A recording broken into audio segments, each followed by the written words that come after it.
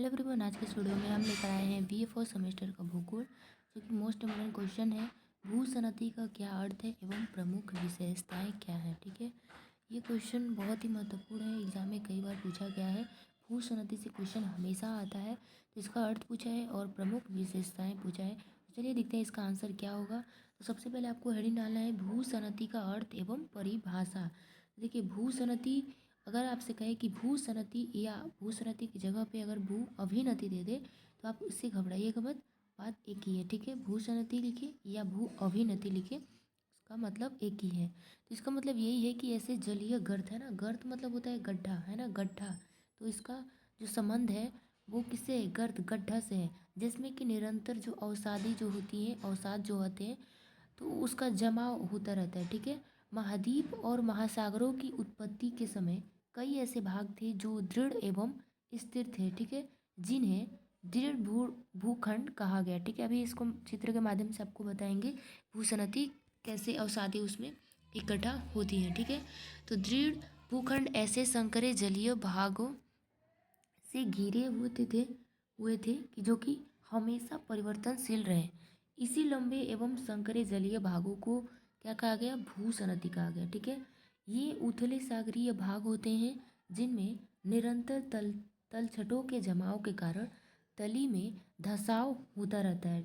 सभी विद्वान मुर्दार पर्वत श्रेणियों का जन्म भूसनतियों से मानते हैं। ठीक है, जो हमारे जितने भी पर्वत जो है वो किसी भूसनतियों का जो ये क्रिया है, प्रक्रिया है, उसकी वजह से पर्वत का निर्माण हुआ है। तो इसलिए भूसनतियों को पर्वत का पालना कहा गया है। ठीक है, देखिए भूसनती जैसे ये मान लीजिए कि ये हमारा हो गया गड्ढा, है ना, गर्त हो गया। ठीक है, अब इसमें जब गड्ढा ये हो गया तो इसमें अवसादी जो होती है, मलबा जो होती है, अवसादे मिट्टी का, है ना, जो गीला गीला जो होता है अवसादी, उसी को अवसाद कहते हैं। अवसादे पड़े होंगे आप।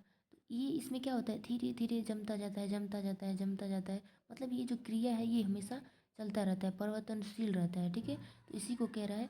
तो ये इसी के वजह से जो ये है, ये हमारा क्या है कि भूसनती, इसी को इसमें जब धसाव, जब ये गीला होगा, है ना, अवसादी क्या होता है, गीला होता है, तो इसमें क्या होगा, ये धंसता जाएगा, धंसता जाएगा अंदर की तरफ, ये धंसता जाएगा। ठीक है, और ये धंसने की जो प्रक्रिया है इसी को हम क्या कहते हैं, भूसनती कहते हैं। ठीक है, भूसनती यानी धसाव को भूसनती कहते हैं। ठीक है, तो उम्मीद करते हैं आपको ये अर्थ आपको समझ में आ गया होगा। ठीक है, अब चलिए हम इसका जान लेते हैं परिभाषा, है ना, भूगोल परिभाषा कोश।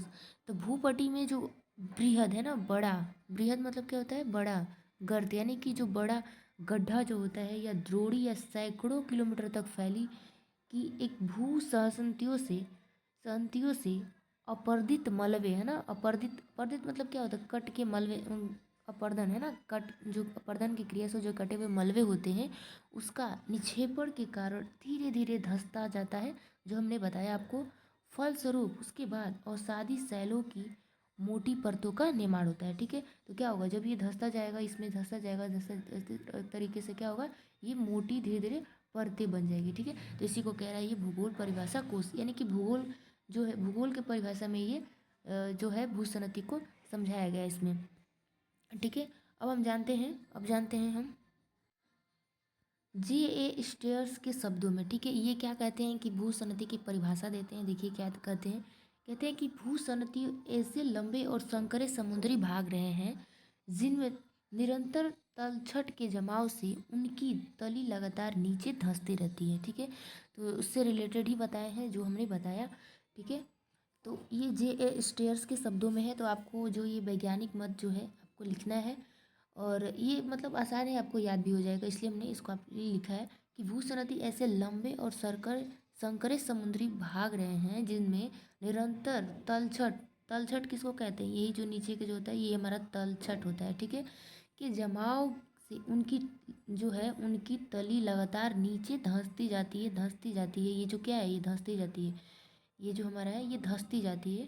तो यही कह रहे हैं J.A. स्टेयर्स के शब्दों में। ठीक है, अब जान लेते हैं भूसनतियों की प्रमुख विशेषताएं क्या है। ठीक है, तो हेडिंग डालना है भूसनतियों की प्रमुख विशेषताएं। इसमें पहला है कि भूसनतियाँ दो दृढ़ भूखंडों के मध्य होती हैं। इनके दोनों किनारों या पार्श्व भागों को अग्रदेश कहा जाता है। ठीक है, तो भूसनती के दो दृढ़ भूखंड है ना, यानी कि एक यहाँ पे भूखंड हो गया और एक यहाँ पे, ठीक। अब इसके बीच में क्या होती है, ये घटना भूसनती का होता है, ठीक है। दूसरा कह रहा है कि इनकी स्थिति आकार तथा विस्तार में परिवर्तन होता रहता है। भाई आकार और विस्तार में तो परिवर्तन होगा ही, क्योंकि ये खुद परिवर्तनशील है। तो ये जब धंसता जाएगा तो कभी इस तरीके से बनता जाएगा, ठीक है, कभी इस तरीके का बनेगा, इस तरीके का बनेगा, ठीक है। तो इसमें आकार में और विस्तार में ये हमेशा परिवर्तन होता रहता है। तीसरा कह रहा है कि भूसनतियों गतिशील होती है ना, तो गतिशील तो है ये है जब इसमें अवसादी हमेशा मतलब जमा होता रहेगा तो। चौथा कह रहा है कि ये भूगर्भिक इतिहास के कई युगों से गुजर सकती है, ठीक है। पांचवा है कि ये धरातल पर लंबे संकरे व उथले जलीय क्षेत्र के रूप में होती हैं, ठीक है। तो उम्मीद करते हैं कि ये जो आपको भूसनती एग्जाम में अगर क्वेश्चन आएगा, कहीं भी दिखेगा, तो आप इसको अच्छे से कर पाएंगे। तो चलिए मिलते हैं नेक्स्ट वीडियो में, तब तक के लिए जय हिंद।